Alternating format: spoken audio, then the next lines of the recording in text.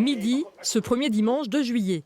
Pour la première fois depuis longtemps, le restaurant de l'hôtel est vide, la cuisine en sommeil. Une fermeture dominicale motivée par les difficultés de recrutement. J'ai cherché pendant 3 mois un chef de cuisine avec un statut cadre, 39 heures, rémunération nette 2005, plus prime sur intéressement. J'ai eu aucun CV. Moins de bras, donc moins de restauration. Le pari que ce patron fait est bien réfléchi.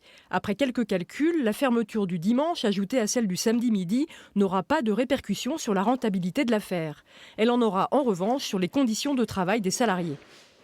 C'est toujours un plus pour nous en tant que salariés, parce qu'au moins on sait déjà nos repos, on sait que le dimanche on pourra prévoir quelque chose avec nos amis, nos familles.